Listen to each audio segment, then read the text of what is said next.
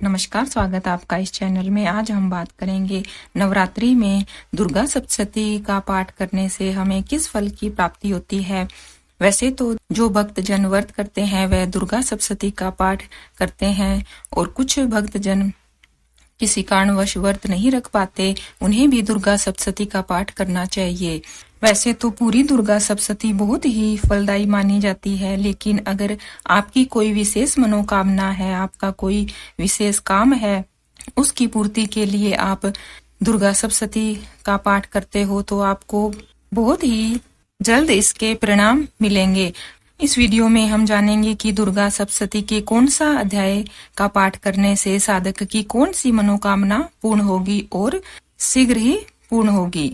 दुर्गा की पूजा और जप तप के लिए नवरात्रि के 9 दिन बहुत ही शुभ माने जाते हैं। इन 9 दिनों में जो भी देवी दुर्गा सप्तशती का पाठ करता है, उसके जीवन से जुड़ी बड़ी बड़ी कामनाएं शीघ्र ही पूर्ण होती है। जो जितने श्रद्धा और विश्वास के माता दुर्गा सप्तशती का पाठ करता है, उसे पुण्य फल की प्राप्ति होती है। बात करते हैं पहले दुर्गा सप्तशती के पहले अध्याय की। दुर्गा सप्तशती के पहले अध्याय का पाठ करने से मां भगवती की कृपा साधक पर बनी रहती है। साधक के सभी मानसिक कष्ट दूर होते हैं। अगर आपको किसी बात को लेकर टेंशन है तो आप दुर्गा सप्तशती के प्रथम अध्याय का पाठ करें और आपको इससे अपने शत्रुओं पर विजय मिलेगी। दुर्गा सप्तशती का दूसरा अध्याय।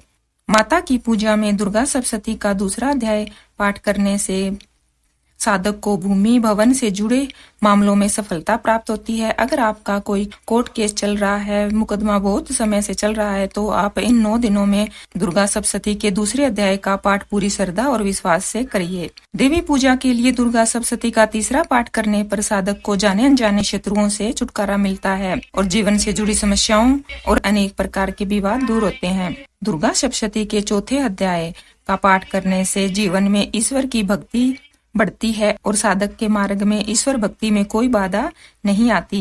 अगर आप ईश्वर की भक्ति करना चाहते हो तो आपको दुर्गा सप्तशती के चौथे अध्याय का पाठ करना चाहिए। दुर्गा सप्तशती के 5वें अध्याय का पाठ।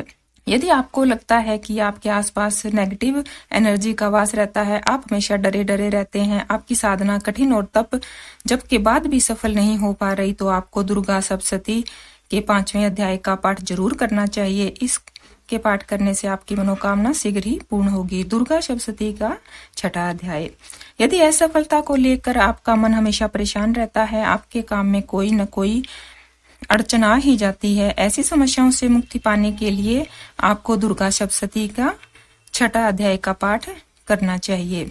यदि आप बगैर दूसरों का बुरा सोचते हुए माता दुर्गा सप्तशती के 7वें अध्याय का पाठ करते हैं तो आपकी कामना शीघ्र ही पूर्ण होती है, चाहे वो कोई भी कामना हो। भगवती दुर्गा की साधना में दुर्गा सप्तशती के 8वें अध्याय का पाठ करने से राह भटक गया आदमी शीघ्र ही सीधे रास्ते पर लौट आता है। अगर कोई आदमी गलत रास्ते पर चला गया है तो उसे दुर्गा सप्तशती के 8वें अध्याय का पाठ करना चाहिए। इससे स्वयं से जुड़ी भलाई की बात को समझने और वह मानने लगेगा। धन लाभ के लिए भी 8वें अध्याय का पाठ करना बहुत ही शुभ माना जाता है। अगर कोई दुर्गा सप्तशती के 9वें अध्याय का पाठ करता है तो गुमशुदा व्यक्ति शीघ्र ही मिल जाता है। अगर कोई व्यक्ति गुम हो गया है तो 9वें अध्याय का पाठ करना चाहिए। माता आपकी मनोकामना जरूर पूर्ण करेगी। अगर आप धन प्राप्त करना चाहते हो तो आपको 9वें अध्याय का पाठ जरूर करना चाहिए। अगर आपके घर में बच्चे बिगड़े हुए हैं, कहना नहीं मानते, बड़ों की बात नहीं मानते, अनुशासन में नहीं रहते, तो उन्हें दुर्गा सप्तशती के 10वें अध्याय का पाठ करना चाहिए। माता पिता भी दुर्गा सप्तशती के 10वें अध्याय का पाठ कर सकते हैं अपने बच्चों के लिए। अगर आप व्यापार करते हो और आप चाहते हो कि आपको मन मुताबिक सफलता मिले तो आपको दुर्गा सप्तशती के 11वें अध्याय का पाठ जरूर करना चाहिए। इससे व्यापार में दिन दुगनी रात चौगनी वृद्धि होगी। जितनी श्रद्धा से आप करोगे उतना ही फल आपको मिलेगा। अगर आप पर कोई झूठे आरोप लगे हुए हैं, आपका मान सम्मान नहीं है, अगर आप समाज में मान सम्मान पाना चाहते हो तो दुर्गा सप्तशती का 12वां अध्याय आप जरूर करिए। इससे व्यक्ति को झूठे आरोपों से मुक्ति मिलती है। दुर्गा सप्तशती का 13वें अध्याय का पाठ करने से साधक को शक्ति की भक्ति का परम सुख मिलता है। उसका भक्ति में मन लगता है। इसलिए आपको दुर्गा सप्तशती के 13वें अध्याय का पाठ जरूर करना चाहिए। दुर्गा सप्तशती का पाठ करने से पहले आपको गणेश जी की वंदना जरूर करनी चाहिए। आपको स्नान करने के बाद साफ सुथरे वस्त्र पहनकर जहाँ कलश स्थापित हो वहाँ बैठकर दुर्गा की प्रतिमा के सामने ही दुर्गा सप्तशती का पाठ करना चाहिए। एक बात यहाँ पर बहुत ही ध्यान रखने वाली है, जब भी आप माता दुर्गा का पाठ करें तब आपको पूरी तरह माता के चरणों में समर्पित करना है।